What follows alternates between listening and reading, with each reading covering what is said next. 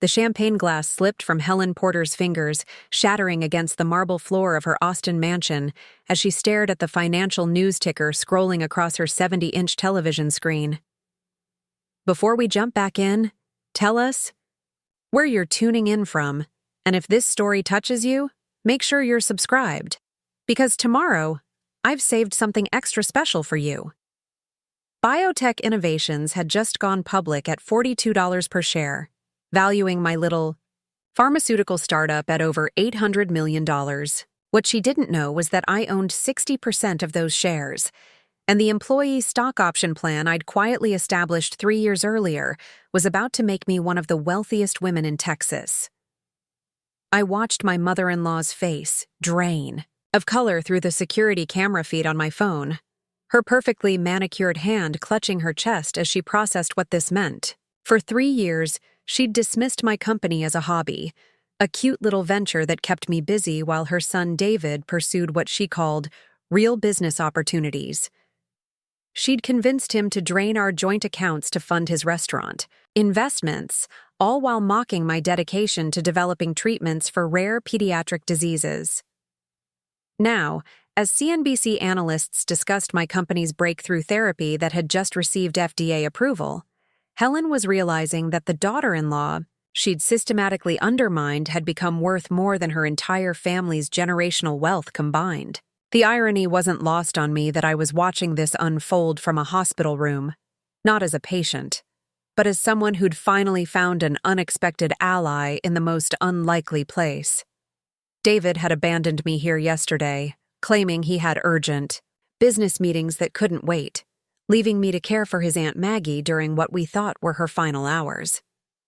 What he didn't know was that Maggie had been lucid enough to overhear his phone conversations, and what she'd heard had shattered any remaining illusions about her nephew's character. The morning had started like any other Tuesday in our Lakeway home, with David rushing through breakfast while scrolling through his phone, barely acknowledging my presence as I reviewed clinical trial data at the kitchen island. We'd grown distant over the past year, our conversations reduced to logistics and pleasantries, but I'd attributed it to the stress of launching my company and his struggles with the restaurant business. I should have recognized the signs earlier. The way he'd become secretive about his phone calls, the mysterious evening meetings that ran later and later, the subtle but persistent questions about my company's financials that he framed as supportive interest. The call came at 8:30 from Helen, her voice sharp with the particular blend of authority and manipulation she'd perfected over her 73 years. Maggie had taken a turn for the worse, she announced, and since David was her only nephew, we needed to come immediately to discuss arrangements. The way she said it made it clear this wasn't a request, but a summons, delivered with the expectation of immediate compliance that had characterized every interaction I'd had with the Porter family since marrying David 5 years ago. Maggie Winters had always been the black sheep of David's family, a brilliant woman who'd spent her career as a financial analyst on Wall Street before retiring to a modest apartment in Houston. While Helen lived in her mansion furnished with antiques and designer everything, Maggie chose simplicity, intelligence over ostentation, substance over show. The family had always treated her with a mixture of tolerance and condescension, particularly after she'd made it clear she had no patience for their social pretensions or materialistic values. When we arrived at Houston Methodist Hospital, I expected to find Maggie weak and confused, perhaps heavily medicated and drifting in and out of consciousness.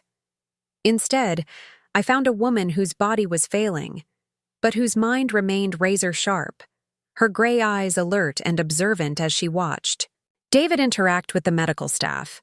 She greeted me with genuine warmth, something I'd rarely experienced from his family, and squeezed my hand with surprising strength when I sat beside her bed. David immediately launched into his performance, the concerned nephew full of regret about not visiting more often, speaking in the loud, slow voice people often use with elderly relatives they assume are losing their faculties. He positioned himself prominently where nurses and doctors could see his devoted presence, asking questions about treatment options with the kind of dramatic concern that seemed designed more for the audience than for Maggie's benefit. What struck me was how Maggie responded to his theatrics with polite acknowledgement but genuine engagement only when she spoke with me. She asked detailed questions about my research, showing an understanding of pharmaceutical development that surprised David, who'd clearly never bothered to learn about her professional background. When I mentioned the pediatric muscular dystrophy treatment we'd been developing, her eyes lit up with real interest, and she began asking technical questions that demonstrated not just intelligence, but specific knowledge of drug development processes. The first crack in David's facade appeared when his phone rang during what was supposed to be a solemn family vigil. He stepped into the hallway to take the call, but hospital acoustics carried his voice back into the room, and both Maggie and I could hear fragments of his conversation. He was discussing restaurant locations with someone, his tone casual and excited, completely at odds with the grieving demeanor he'd displayed moments before. Maggie's expression shifted subtly, her eyes narrowing with the kind of analytical assessment I imagined she'd once applied to financial statements and investment opportunities. When David returned, apologizing profusely about an urgent business matter that couldn't wait, she simply nodded and suggested he handle whatever needed his attention. Her voice carried a note I couldn't quite identify at the time but would later recognize as the sound of someone filing away important information. The second revelation came that evening when David announced he needed to return to Austin for critical meetings about a new restaurant location. He'd secured a potential lease that required immediate action, he explained, and with Maggie stable under excellent medical care, there was no reason for both of us to remain at the hospital. He'd drive back first thing in the morning, he promised, kissing my forehead with the kind of perfunctory affection that had become standard in our marriage. After he left, Maggie was quiet for a long time, staring at the ceiling with the expression of someone processing difficult information. Finally, she turned to me with a directness that cut through the hospital's sterile politeness. She told me she'd been listening not just to David's phone conversation, but to several calls he'd made throughout the day. The urgent restaurant business was real, but it involved meetings with investors he'd been courting for months, presentations he'd scheduled knowing full well that his dying aunt's bedside vigil might conflict. What troubled her more, she continued, was a conversation she'd overheard between David and someone named Kevin Torres, his business partner. They'd been discussing my company, specifically wondering when I'd be forced to liquidate my stake to help fund their restaurant expansion. David had mentioned that IPO rumors were probably just speculation, that biotech companies rarely succeeded, and that my emotional attachment to the research was preventing me from making smart financial decisions. The casual dismissal of my life's work stung, but what followed was worse. Maggie had heard David tell Kevin that once my little science project inevitably failed, I'd be more realistic about supporting what he called real investments with proven returns. They'd discussed various scenarios for convincing me to sell my company's shares, including manufactured financial emergencies that would require immediate liquidity. As Maggie shared what she'd overheard, I felt a familiar sick feeling in my stomach, the same sensation I'd experienced months earlier when I'd discovered David had borrowed against our house without telling me. He'd explained it as a temporary measure to bridge funding between restaurant deals, a necessary step that he'd planned to tell me about once everything was finalized. The loan had been paid back quickly enough that no damage was done, but the secrecy had bothered me more than the financial risk. Now, listening to Maggie describe David's casual assumption that my company would fail and my assets would become available for his use, I began to understand that what I'd interpreted as disorganized financial management was actually systematic planning. He wasn't making impulsive decisions or struggling with cash flow. He was positioning himself to access my resources while maintaining plausible deniability about his intentions. Maggie reached for my hand, her grip surprisingly firm for someone who was supposedly dying. She told me she'd spent 40 years analyzing financial patterns, identifying when numbers didn't match the stories people told about them. David's behavior around my company, his questions about my stock options, his casual comments about biotech valuations, all followed a pattern she'd seen countless times in corporate environments where people positioned themselves to benefit from others' work. She'd also been paying attention to Helen's treatment of me, the subtle undermining disguised as maternal concern, the way she'd consistently steered family conversations away from my professional achievements while highlighting David's business ventures. Maggie had watched Helen convince David that my research was a phase I'd outgrow, that successful wives supported their husbands' careers rather than pursuing competing interests. The family dynamic was orchestrated, Maggie explained, designed to keep me focused on being supportive rather than protective of my own interests. Helen had perfected the art of making her manipulations seem like wisdom, her control appear as guidance, her interference look like love. She'd used the same techniques to manage her late husband's finances, gradually assuming control of decisions while maintaining the fiction that he remained in charge. What Maggie told me next changed everything. She'd been conducting her own quiet investigation of David's finances, using her Wall Street connections to verify information about his restaurant investments. The businesses were real, but their profitability was questionable, and their funding came from a complex web of loans, investor partnerships, and family money that created significant personal liability for David. More importantly, Maggie had discovered that David had been presenting my potential IPO proceeds as collateral for restaurant expansion loans. He'd told lenders that his wife's biotech company was preparing to go public, and that his marriage gave him access to those assets for business investments. He'd essentially borrowed against my success before it even materialized, creating financial obligations that would require my cooperation to fulfill.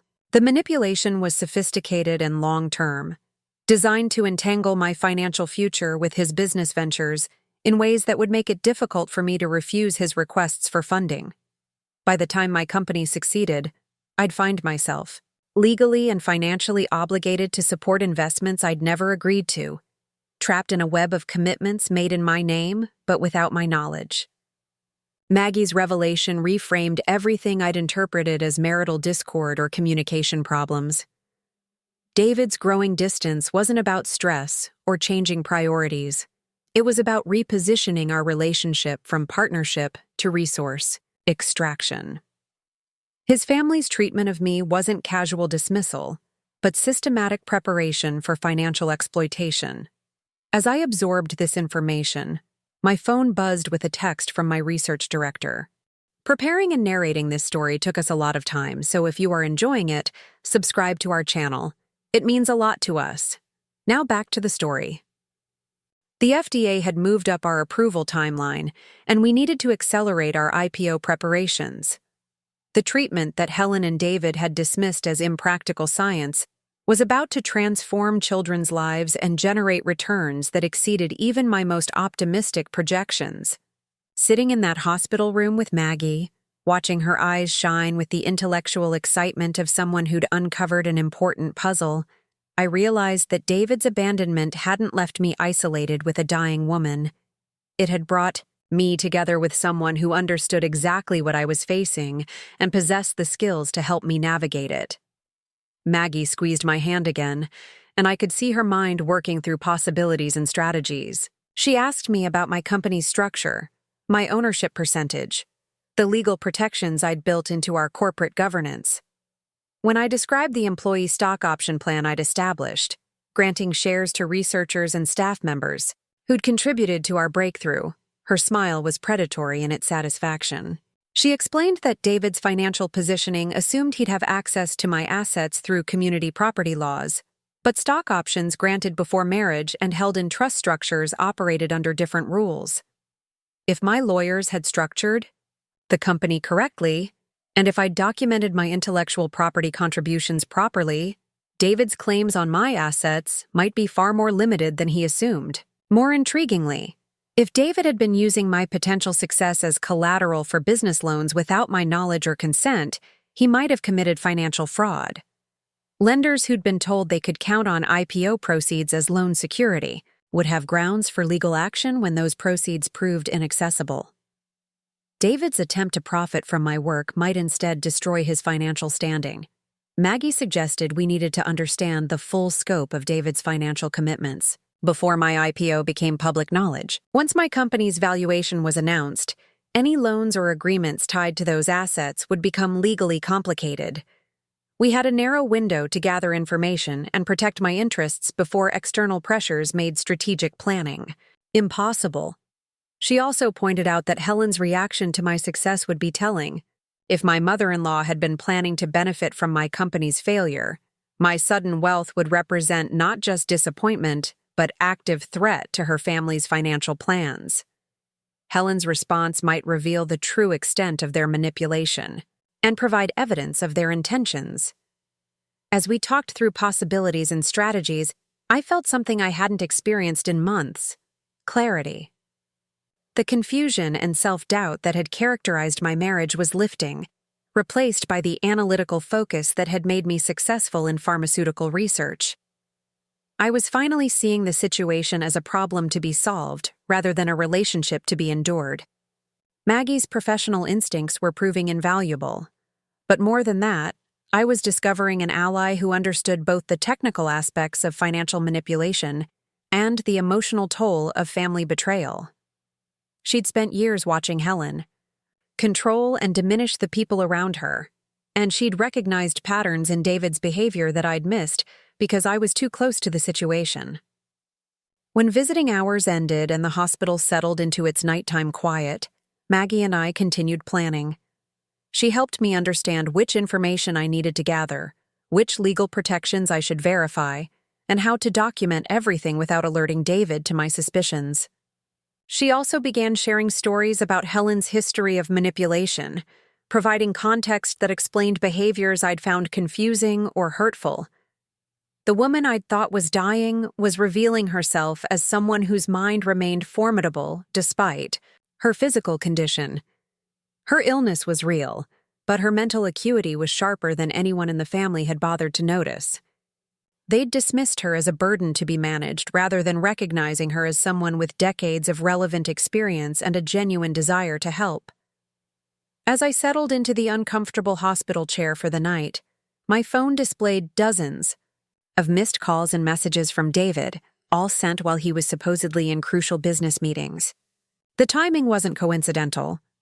Somewhere in Austin, my husband was beginning to realize that his careful planning might be unraveling, and that the wife he'd positioned as a supporting player in his business ventures had just become the star of a much bigger show. Tomorrow would bring new revelations and difficult decisions, but tonight, for the first time in months, I felt prepared for whatever came next. Maggie had given me more than information and strategy. She'd reminded me that I was smart enough to protect myself, strong enough to stand up to manipulation, and successful enough to chart my own course. The IPO announcement was still hours away. But the real transformation had already begun. In a hospital room in Houston, an unlikely alliance was forming between two women who'd been underestimated by the same family, and who were about to demonstrate exactly what that miscalculation would cost. The morning brought harsh fluorescent lighting and the reality that my life had fundamentally shifted overnight. While David believed I was simply keeping vigil with his dying aunt, Maggie and I had spent the early hours laying groundwork for what she called our financial archaeology expedition. Her decades on Wall Street had taught her that money always left traces, and David's elaborate positioning around my assets would have created a paper trail we could follow. Maggie's energy seemed renewed by having a project that engaged her analytical mind. Despite her physical frailty, she attacked the problem of unraveling David's schemes with the methodical precision that had made her legendary among her colleagues. She'd already contacted 3 former associates who now worked in different areas of finance, each positioned to help us understand various aspects of David's business arrangements. The first breakthrough came from Marcus Chen, a private banking specialist who'd worked with Maggie for 15 years before she retired. Within 2 hours of her call, Marcus had run preliminary checks on David's restaurant businesses and discovered something that made Maggie's eyes gleam with satisfaction. David had indeed been using my anticipated IPO proceeds as collateral, but he'd been inflating the potential values in his loan applications. According to the documentation Marcus accessed, David had told lenders that my company was preparing for a potential $2 billion IPO, nearly 3 times our actual projected valuation.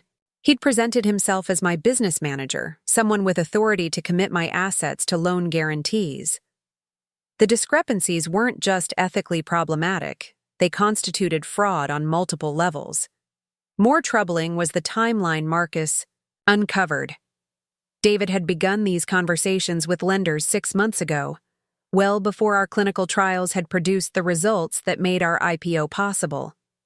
He'd been betting on my success while simultaneously working to undermine my confidence in the company's prospects. Every conversation where he'd expressed concern about biotech volatility or suggested I consider safer investments had been calculated to keep me from recognizing my company's true value. Maggie's second contact, Elizabeth Morrison, specialized in corporate law and had agreed to review the employee stock option plan I'd established for my research team. Elizabeth's analysis revealed something I hadn't fully appreciated about my own legal protections. The intellectual property assignments and equity structures I'd created were ironclad, with my ownership percentage locked in through multiple protective mechanisms.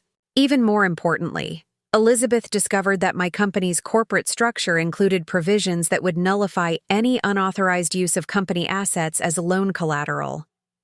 If David had committed my shares without proper authorization, those commitments would be legally invalid, leaving his lenders with no recourse against my assets, but significant claims against David personally. The third piece of Maggie's investigation involved forensic accountant Robert Kim, who specialized in tracing hidden financial relationships.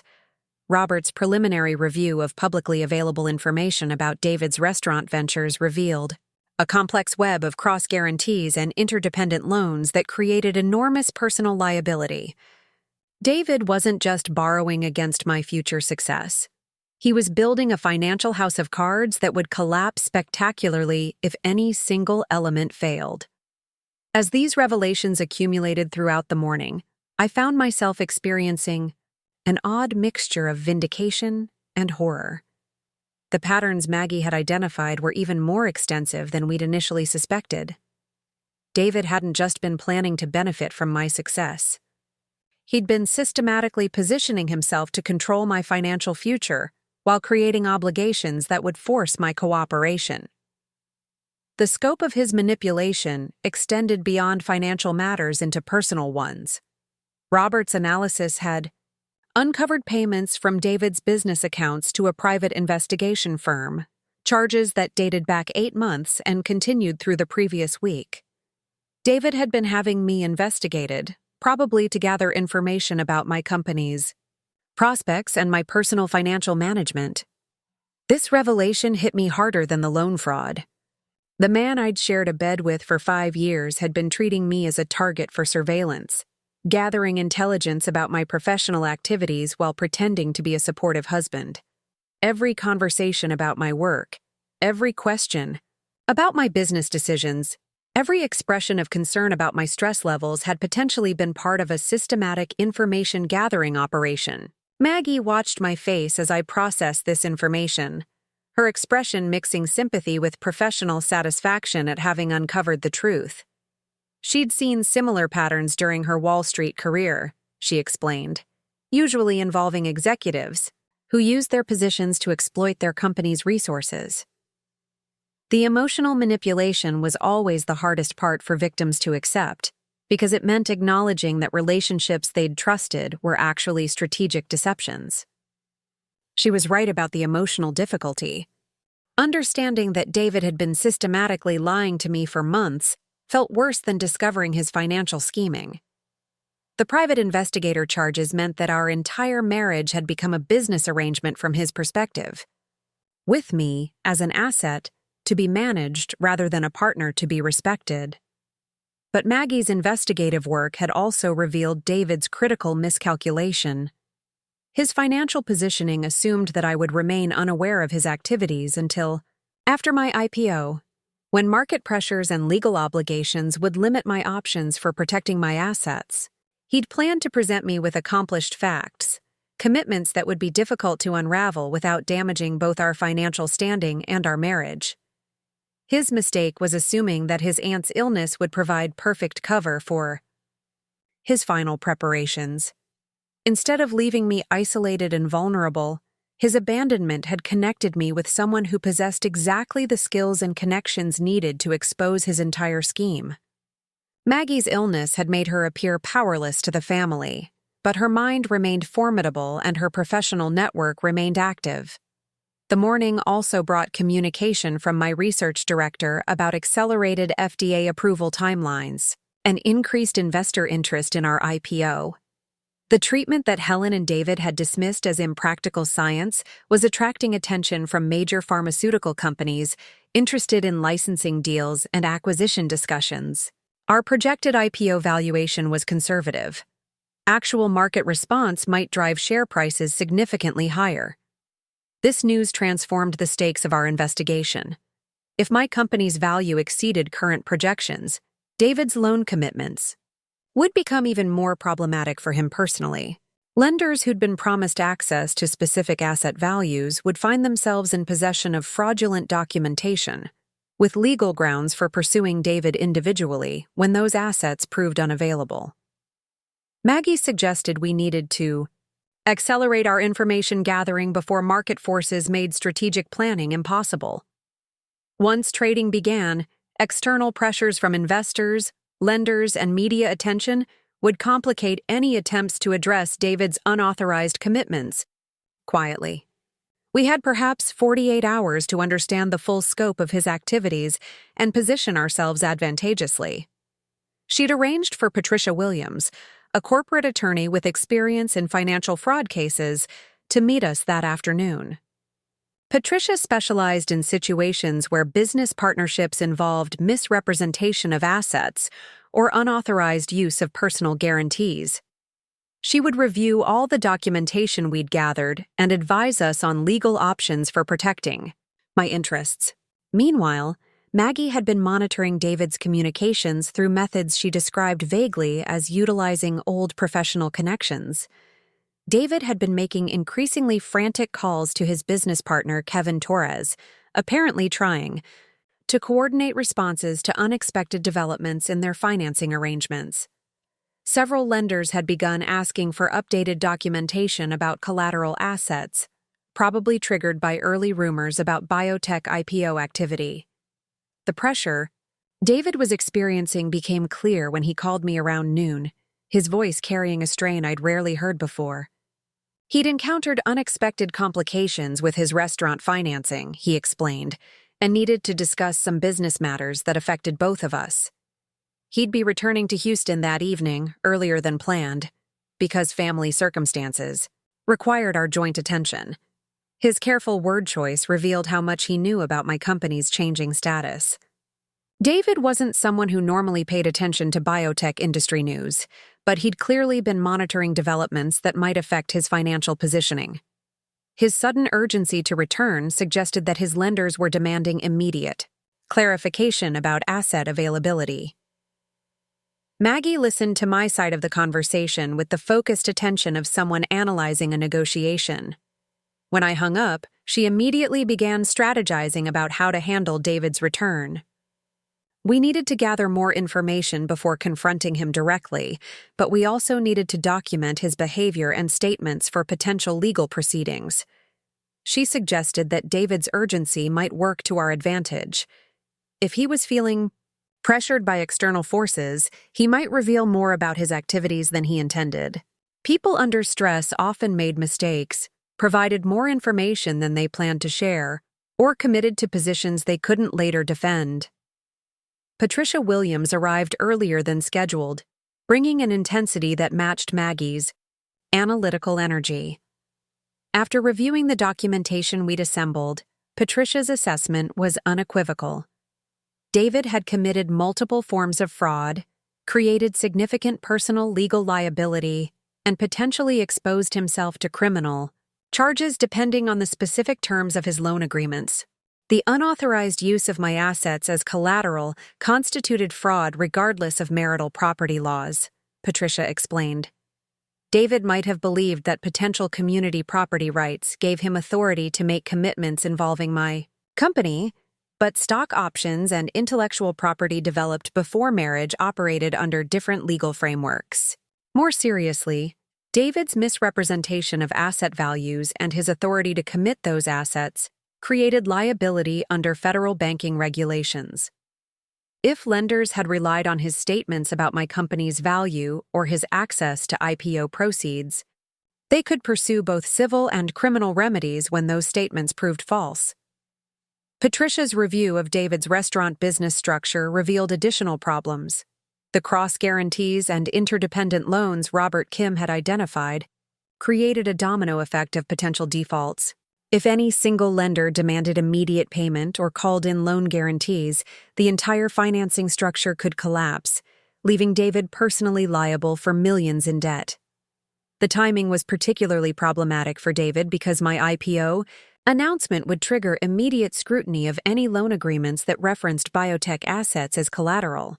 Lenders would want updated valuations and confirmation of collateral availability, forcing David to either admit his misrepresentations or double down on claims he couldn't support.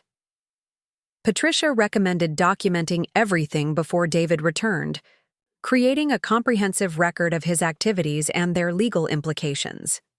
She also suggested establishing legal protections for my company assets to prevent any unauthorized access during whatever confrontation was coming. As we worked through the afternoon, assembling evidence and preparing defensive strategies, I found myself experiencing a profound shift in how I understood my marriage and my professional achievements. For months, I'd been second-guessing my business decisions, wondering if David's concerns about biotech volatility reflected wisdom I was too emotionally invested to recognize. Now I understood that his skepticism had been strategic rather than protective. Every suggestion that I consider selling my shares, every expression of concern about putting too much financial pressure on our marriage, every recommendation that I focus on supporting his restaurant ventures had been designed to serve his interest rather than ours. The realization was liberating in ways I hadn't expected. Instead of feeling betrayed or victimized, I was discovering a clarity and confidence that had been missing from my life for months. Understanding David's motivations meant I could finally trust my own judgment about my company's prospects and my professional capabilities. Maggie had been watching my emotional evolution throughout the day, recognizing something in my expression that brought genuine satisfaction to her tired features. She'd spent her career helping people understand complex financial situations, but this felt personal in ways that went beyond professional expertise. She told me about her own experience with Helen's manipulation, how David's mother had spent years undermining Maggie's relationship with the family while positioning herself as the source of all financial wisdom and support. Helen's tactics were subtle but consistent, creating doubt about independent judgment while presenting herself as the only reliable guide through complex decisions. The pattern was identical to what David had been doing with my business decisions. He'd been systematically eroding my confidence in my own expertise while positioning himself as the voice of practical wisdom about financial matters.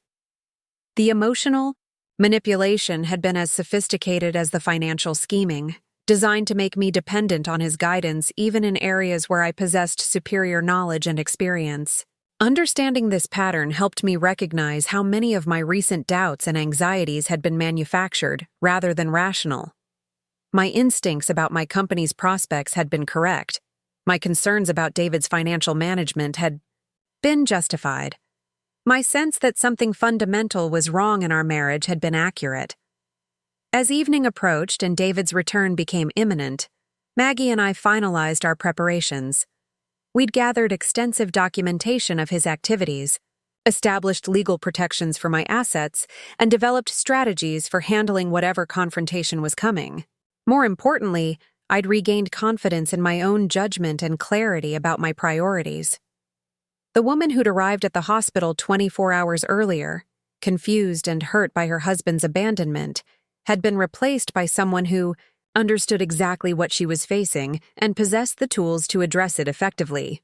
David's attempt to isolate me with his dying aunt had instead connected me with the one person in his family who could help me see through his deceptions.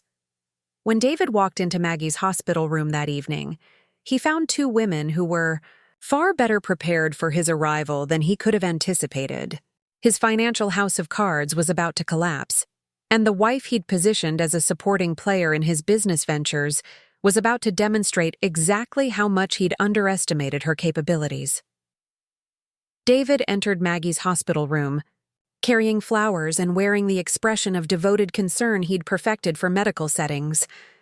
His timing was calculated to coincide with evening visiting hours, when his presence would be noted by nursing staff and other visitors. He kissed my forehead with practiced tenderness, asked about Maggie's condition with appropriate gravity, and settled into the chair beside her bed with the air of someone prepared for a long, difficult vigil. What he couldn't have anticipated was the transformation that had occurred during his absence.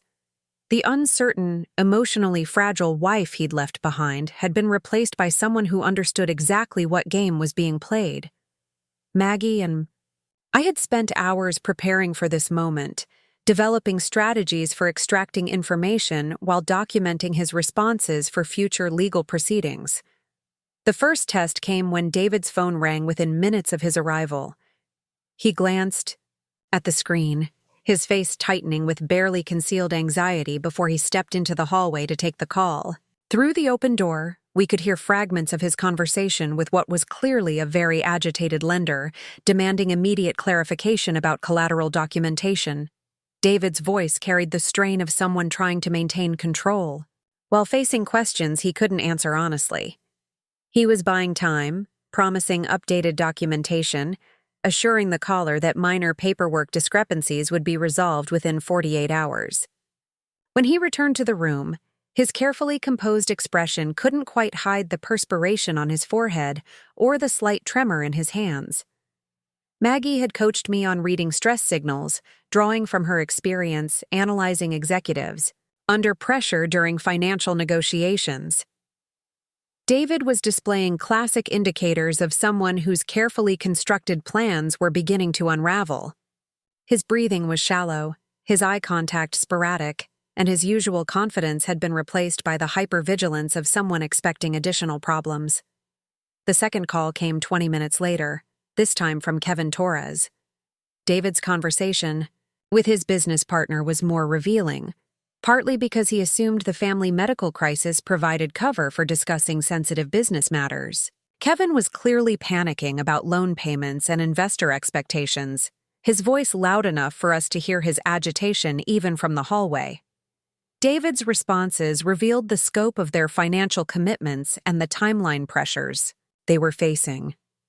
Multiple loans required immediate attention, several investors were demanding updated financial projections, and at least 2 lenders were threatening to call in guarantees unless they received satisfactory documentation about collateral assets. When David returned from this call, Maggie was ready with her first strategic probe. She expressed concern about family financial stability, wondering aloud whether David's restaurant ventures were creating stress that might affect his health. Her voice carried the weak concern of an elderly relative worried about a beloved nephew. But her questions were precisely targeted to elicit specific information. David's response was illuminating in its careful construction. He acknowledged some temporary challenges with restaurant financing, but emphasized that everything was under control. He'd secured substantial backing for expansion plans, he explained, and recent developments in Amanda's BioTech company would provide additional financial flexibility for family investments. The casual way he referenced my company's prospects revealed how much he knew about developments I hadn't shared with him.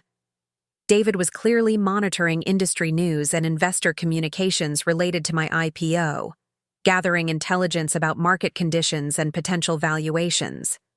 His knowledge was too specific and too current to have come from casual observation. Maggie pressed gently for details about how my company's success might provide family financial flexibility. David's explanation was a masterclass in manipulation, disguised as spousal support. He described my research achievements with genuine pride, emphasizing how my dedication and expertise had created opportunities that would benefit our entire family. His vision for our financial future involved leveraging my IPO proceeds to establish a diversified investment portfolio anchored by his restaurant businesses. The biotech industry was notoriously volatile, he explained, but real estate and hospitality investments provided stable returns that would protect our wealth over the long term. The sophistication of his manipulation was breathtaking. David was simultaneously claiming credit for supporting my success while positioning himself as the financial wisdom necessary to preserve that success. He was framing his need for my assets as protection for my assets, making his exploitation appear as expertise. Maggie's follow-up questions revealed even more about David's positioning. She wondered whether family investments required legal documentation, expressing elderly confusion about how married couples managed business partnerships. David's reassurances about existing legal frameworks and established financial arrangements confirmed that he'd already committed my assets without my knowledge. The third interruption came from Helen, calling to check on family logistics and express concern about David's emotional state during this difficult time. David's conversation with his mother was revealing in different ways, demonstrating how they coordinated their manipulation strategies and shared information about family financial planning. Helen's questions weren't about Maggie's medical condition, but about how David was managing business obligations during the family crisis. She was clearly monitoring the timeline of my company's IPO announcement and coordinating with David about positioning for maximum advantage when market opportunities materialized. Their conversation also revealed that Helen had been researching my company independently, gathering information about potential valuations and market conditions. She'd been discussing my prospects with her financial advisor, exploring investment strategies that would maximize returns while minimizing risks associated with biotech volatility. The coordination between Helen and David was extensive and long-standing. They'd been planning approaches to my assets for months, developing multiple scenarios for different market outcomes and different levels of cooperation from me. Helen's role was to provide maternal guidance about financial responsibility, while David offered husband expertise about business strategy. After David ended the call with his mother, Maggie escalated her questioning strategy. She began expressing concern about her own financial legacy, wondering aloud about how family assets should be managed after her death. Her questions were designed to probe David's assumptions about inheritance expectations and his understanding of estate planning legalities. David's responses revealed his profound ignorance about Maggie's actual financial situation. He'd clearly assumed that her modest lifestyle reflected limited resources, never bothering to investigate her Wall Street career or her investment portfolio. His casual dismissal of her concerns about estate planning demonstrated how little respect he had for her intelligence or experience. More importantly, David's comments revealed his expectations about Maggie's assets and how they might contribute to family financial planning. He'd been counting on her inheritance as part of his overall financial strategy, another source of capital that would become available for his restaurant investments. The fourth interruption was the most significant. A call from Patricia Williams, my attorney, returning my earlier message about urgent legal consultations. I'd arranged this call as part of our documentation strategy, knowing that David's reaction would reveal important information about his awareness of legal complications. David's response to hearing me discuss legal matters with an attorney was immediate and telling. His casual demeanor evaporated, replaced by sharp attention and barely concealed alarm. He began asking pointed questions about why I needed legal advice, what issues required urgent consultation, and whether family business matters were being discussed with outside professionals. My responses were carefully neutral, mentioning only that my company's IPO required legal review of various corporate governance matters. David's follow-up questions revealed his specific concerns about asset protection, community property implications, and potential restrictions on spousal access to business proceeds. The sophistication of his legal knowledge was suspicious for someone who claimed to focus primarily on restaurant management. David clearly understood complex financial law concepts and had researched specific aspects of marital property rights related to business ownership. His questions weren't those of a curious spouse, but of someone who'd investigated legal frameworks for accessing assets. When I ended the call with Patricia, David immediately launched into what he framed as supportive guidance about managing legal complexity during stressful periods. He emphasized the importance of family unity when dealing with business pressures, warning about how outside advisors might create unnecessary complications or expenses. His advice was subtly designed to discourage independent legal consultation, while positioning himself as the primary source of guidance about financial decisions. David was trying to re-establish control over information flow and decision-making processes, recognizing that legal independence represented a threat to his carefully constructed plans. Maggie had been observing this entire exchange with the analytical focus that had made her successful on Wall Street. When David stepped out to make another phone call, she provided her assessment of his behavior patterns and emotional state. David was displaying classic indicators of someone whose financial schemes were facing unexpected scrutiny, she explained. His questions about legal consultations were too specific and too urgent for someone with legitimate interests. His knowledge of asset protection strategies was too sophisticated for casual research. His reactions to my independence were too controlling for genuine spousal support. Most telling was David's assumption that he could regain control of the situation through familiar manipulation tactics. He was treating this crisis like previous challenges, where emotional pressure and family dynamics had proven sufficient to overcome my independent judgment. But the context had changed fundamentally during his absence. The uncertain woman he'd abandoned at the hospital had been replaced by someone who understood the game being played and possessed the tools to play it more effectively than he'd anticipated. Maggie's coaching had prepared me to recognize David's manipulation techniques and respond strategically rather than emotionally. Instead of feeling guilty about seeking legal advice, I understood that legal protection was essential. Instead of doubting my business judgment, I recognized that my expertise was superior to his in areas where it mattered. The evening continued with increasingly frequent interruptions as David's business crisis escalated. Each phone call revealed more about the scope of his financial commitments and the timeline pressures he was facing. Lenders were demanding immediate documentation, investors were questioning projected returns, and Kevin Torres was clearly panicking about their ability to meet payment obligations. David's attempts to maintain his concerned nephew performance were becoming increasingly strained as external pressures mounted. He was struggling to balance family dynamics with business emergencies, trying to appear focused on Maggie's condition, while clearly distracted by financial disasters developing in real time. The contradiction between his stated priorities and his actual behavior was becoming impossible to maintain. Someone genuinely concerned about a dying relative wouldn't be conducting urgent business negotiations during bedside vigils. Someone, truly supportive of their spouse's success, wouldn't be researching legal strategies for accessing their assets. As the evening progressed, Maggie and I continued our careful documentation of David's statements and reactions. Every phone call provided additional evidence of his activities. Every question revealed more about his assumptions.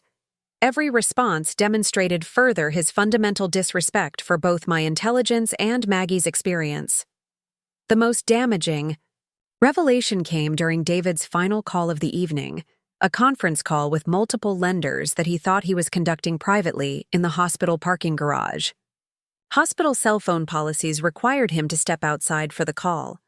But Maggie had anticipated this and suggested we follow discreetly to gather additional information.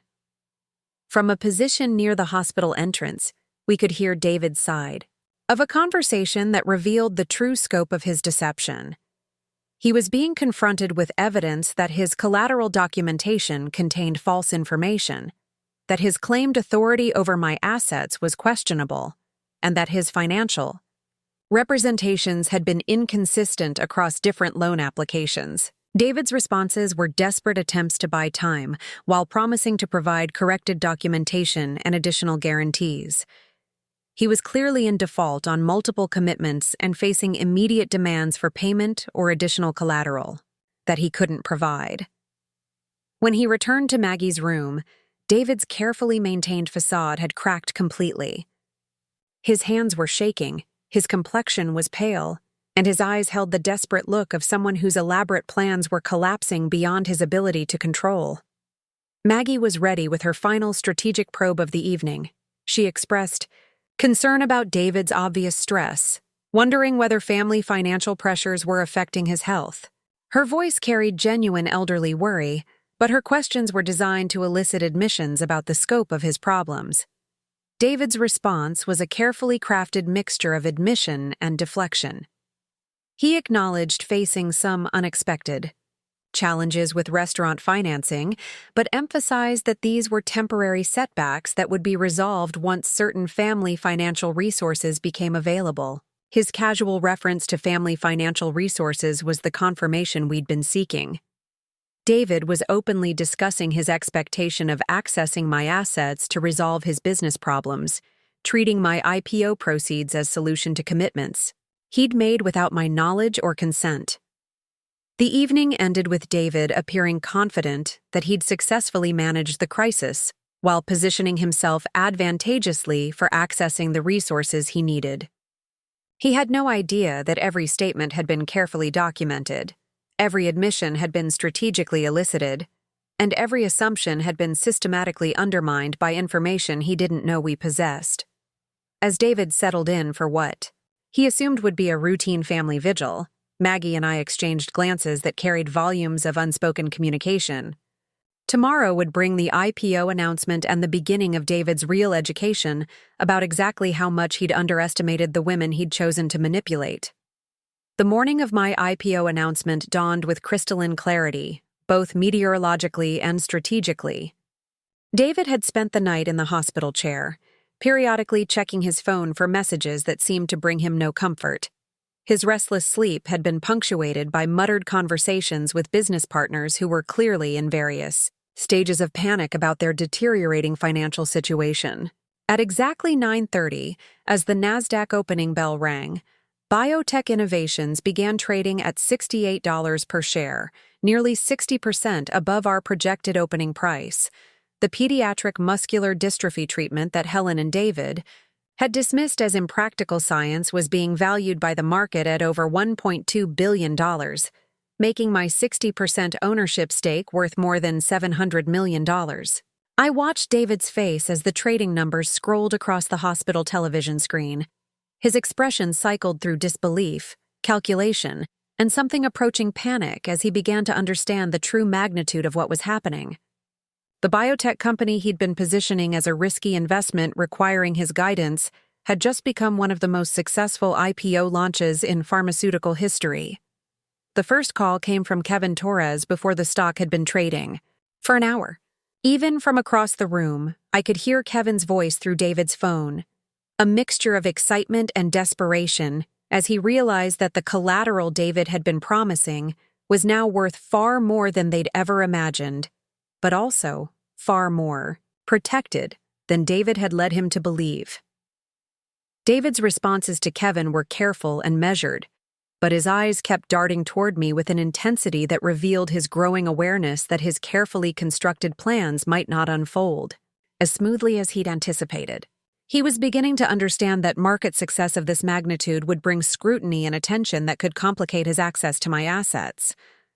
The second call was from Helen, her voice carrying a tremor I'd never heard before. She'd been watching the financial news and wanted to discuss immediate family financial planning strategies. Her maternal concern about my ability to handle sudden wealth was touching in its transparency, particularly given her complete ignorance about the legal protections I'd already established. David's conversation with his mother revealed the coordination of their manipulation strategy and their shared assumptions about my naivety regarding financial management. They were already discussing investment advisors, asset protection strategies, and family trust structures that would give them significant influence over my newfound wealth. What they couldn't have anticipated was Maggie's transformation during David's phone calls. The frail, elderly woman who'd appeared to be drifting in and out of consciousness was suddenly alert and focused, her eyes sharp with the analytical intensity that had made her legendary on Wall Street. She was ready to reveal exactly how much she'd been observing and exactly what she intended to do about it. When David ended his call with Helen and turned back toward the hospital bed, Maggie was sitting upright with a clarity and strength that seemed to surprise him. Her voice, when she spoke, carried none of the weak uncertainty he'd grown accustomed to hearing from his elderly aunt. "David," she said, her tone crisp and professional, "I think it's time we discussed your financial situation honestly." The change in Maggie's demeanor was so dramatic that David actually stepped backward, his face registering confusion and something approaching alarm. The dying woman he'd been patronizing for months had been replaced by someone whose presence filled the room with intellectual authority. Maggie's revelation began with her Wall Street credentials, information David had never bothered to gather despite years of family interaction. She described her career analyzing corporate financial structures, her expertise in identifying fraudulent loan applications, and her extensive network of contacts who'd been monitoring David's business activities at her request. David's face drained of color as Maggie methodically detailed everything she'd discovered about his unauthorized use of my assets as loan collateral. She presented evidence of his misrepresentations to lenders, documentation of his surveillance activities, and analysis of his restaurant business structure that revealed the web of cross-guarantees and personal liability he'd created. The precision of Maggie's presentation was devastating. She'd assembled a comprehensive case that demonstrated not just David's deception, but his fundamental incompetence as a financial strategist. His elaborate schemes were built on assumptions that revealed his ignorance about both securities law and corporate governance structures. When Maggie finished her initial presentation, David attempted to regain control through the manipulation tactics that had served him previously. He expressed concern about family unity during stressful times, emphasized his role as my supportive husband, and suggested that Maggie's illness might be affecting her judgment about complex business matters. His response revealed how completely he'd misunderstood the situation he was facing. David was still operating under the assumption that emotional manipulation and family dynamics would prove sufficient to overcome legal realities and financial evidence. He had no comprehension that his carefully constructed plans had been systematically dismantled by someone with superior expertise and resources. Maggie's response to David's deflection attempts was to introduce Patricia Williams, who entered the hospital room carrying a briefcase full of legal documentation and wearing the expression of someone prepared to discuss serious criminal liability. Patricia's presence transformed the atmosphere from family disagreement to formal legal proceeding. Patricia's presentation began with David's unauthorized loan commitments and progressed through increasingly serious legal violations. She detailed federal banking regulations he'd violated, securities laws he'd broken, and criminal statutes that might apply to his systematic deception about asset availability and personal authority. The scope of David's legal exposure was staggering. His misrepresentations to lenders could result in federal fraud charges. His unauthorized use of my assets constituted multiple forms of theft, and his surveillance activities potentially violated privacy laws. Patricia estimated that David faced potential criminal liability exceeding 20 years in federal prison. David's response to Patricia's legal analysis was to demand that I intervene on his behalf, appealing to our marriage vows and shared financial future. His assumption that spousal loyalty would override legal evidence demonstrated his continued misunderstanding of how fundamentally the situation had changed. My response was to present David with documentation that Patricia had prepared during our strategic planning sessions. The papers included legal separation agreements, asset protection orders, and criminal complaint forms that were already completed and required only my signature to become active. The transformation in David's demeanor was immediate and complete. The confident manipulation artist who'd entered the hospital room was replaced by someone who finally understood that his elaborate schemes had not only failed, but had created consequences he was powerless to prevent. Patricia's final presentation involved the coordination between my legal team and federal banking authorities, who'd been investigating suspicious loan applications in the restaurant industry. David's activities had attracted attention from multiple regulatory agencies, and my cooperation with their investigations would likely result in reduced scrutiny of my own business practices. The irony was perfect. David's attempts to profit from my success had instead made me a valuable witness in federal investigations of the very schemes he'd orchestrated. His exploitation had transformed me from potential victim to protected cooperator in law enforcement activities.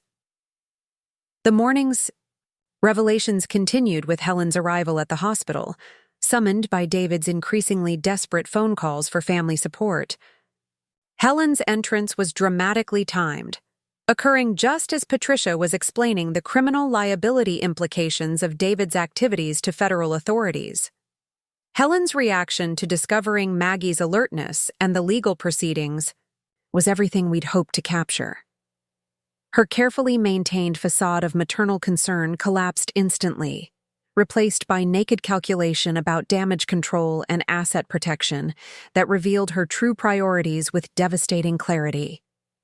Helen's immediate questions weren't about David's well-being or our marriage stability, but about legal strategies for protecting family assets from federal seizure and criminal liability claims.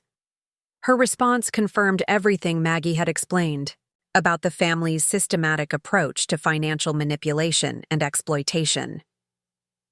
The most satisfying moment came when Helen attempted to assert maternal authority over my financial decisions, suggesting that family loyalty required protecting David from the consequences of what she characterized as minor business disagreements. Her assumption that emotional manipulation would prove effective against federal criminal charges demonstrated breathtaking ignorance about legal realities.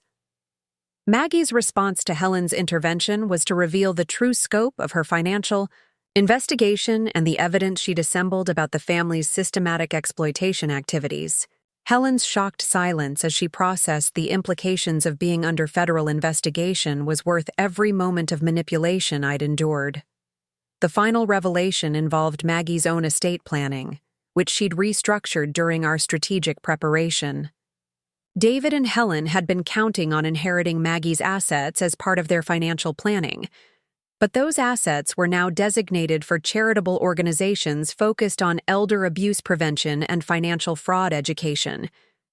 Maggie's estate restructuring included detailed documentation of the family's treatment of her, evidence that would be presented to relevant authorities regardless of how the current legal proceedings developed. David and Helen had not only lost access to her assets, but had created permanent legal records of their systematic exploitation activities. The morning concluded with federal agents arriving to execute search warrants for David's business records and personal communications. The speed of law enforcement response demonstrated how serious the regulatory agencies considered his activities and how valuable my cooperation was to their broader investigations. David's final appeal was to our marriage and his belief that spousal privilege would protect him from my testimony in federal proceedings. Patricia's explanation that spousal privilege didn't apply to communications involving criminal activity and that I'd already waived those protections through my cooperation. Agreements left him speechless. Helen's departure was hasty and undignified, her designer handbag clutched protectively as she realized that her own financial activities might face federal scrutiny. Her parting threat about family loyalty and consequences for betraying blood relations carried no weight against the legal protections I'd established. The transformation was complete. David, who'd arrived at the hospital confident about accessing my IPO proceeds to resolve his financial difficulties, was facing federal criminal charges and complete financial ruin. Helen, who'd planned to manage my newfound wealth through maternal manipulation, was confronting potential investigation of her own exploitation activities. Maggie's satisfaction with these developments was evident in her renewed energy and sharp humor as she watched federal Agents collect evidence from David's personal effects. The woman the family had dismissed as a burden had orchestrated their complete downfall, using professional skills they'd never bothered to recognize. The afternoon brought additional revelations as federal investigators shared information about the scope of their restaurant industry fraud investigation. David and Kevin Torres were among dozens of business operators who'd been using false collateral claims and misrepresented assets to secure fraudulent loans. The systematic nature of the fraud meant that David faced not just individual criminal liability, but participation in organized financial crime that carried enhanced federal penalties. His cooperation with authorities might reduce his personal sentences, but the evidence against him was overwhelming regardless of his willingness to assist investigations. My IPO success, rather than providing David with access to resources for resolving his financial difficulties, had instead accelerated the timeline for federal prosecution and guaranteed that asset seizure proceedings would recover maximum value for defrauded lenders. The final irony came with Kevin Torres's arrest later that afternoon, which David witnessed through news coverage on the hospital television. His business partner's cooperation with federal authorities included detailed testimony about David's role in organizing and executing their fraudulent loan schemes. David's realization that his closest associate was providing evidence against him in exchange for reduced federal charges marked the moment when his remaining illusions about controlling the situation finally collapsed completely. As evening approached, David faced the choice between fleeing potential federal arrest or remaining to face criminal charges with whatever legal protections he could arrange. His decision to contact a criminal defense attorney confirmed his understanding that the consequences of his actions had moved far beyond family dynamics or business disagreements. Maggie and I spent the evening reviewing the success of our strategic planning and the completeness of David's downfall. The man who'd systematically manipulated and exploited both of us was facing criminal prosecution, financial ruin, and social disgrace that would follow him regardless of legal outcomes. The woman who'd arrived at the hospital confused and hurt by her husband's abandonment was now worth over $700 million, protected by comprehensive legal agreements and positioned to build whatever life she chose without interference from people who'd treated her as a resource to be exploited. Maggie's contribution to this transformation extended beyond strategic advice and professional expertise. She'd reminded me that intelligence and capability were resources that couldn't be stolen or manipulated, that self-respect was more valuable than family approval, and that justice was achievable for people willing to fight for it systematically. The following morning brought news that David had been arrested at his hotel, charged with multiple federal crimes related to bank fraud and securities violations. His bail was set at amounts that exceeded his available resources, ensuring that he'd remain in federal custody during pretrial proceedings. Helen's response to her son's arrest was to hire expensive legal representation and begin distancing herself from his activities through carefully crafted public statements about being deceived by someone she'd trusted completely. My response was to establish the Maggie Winters Foundation for Financial Justice, a charitable organization focused on helping victims of family financial abuse and supporting research into elder exploitation prevention. The foundation's first major grant funded legal assistance for people facing similar situations to what Maggie and I had experienced. 6 months later, as David's criminal trial approached and my company's breakthrough treatments were changing children's lives around the world, I reflected on how completely my life had been transformed by what initially appeared to be abandonment and betrayal. The husband who'd positioned himself as my financial advisor was serving federal prison time for crimes that had cost him everything he'd attempted to steal from me. The mother-in-law who'd planned to manage my wealth was facing her own legal difficulties related to elder financial abuse investigations. The aunt who'd appeared to be dying had recovered sufficiently to serve as keynote speaker at financial fraud prevention conferences, where her story inspired other victims to seek justice and protection from family exploitation. Standing in my new research facility, watching scientists develop treatments that would help children like those who'd inspired my original research, I understood that the greatest victory wasn't David's downfall or Helen's humiliation. but the realization that my own judgment and capabilities had always been sufficient to protect and advance my interests. The IPO that had terrified Helen and destroyed David had given me not just financial security, but the confidence to trust my own decisions and the resources to help others facing similar challenges. Sometimes, the greatest gift comes disguised as the worst betrayal, and sometimes the people who try to diminish you end up proving exactly how strong you really are. Up next, you've got 2 more standout stories right on your screen. If this one hit the mark, you won't want to pass these. Up! Just click and check them out!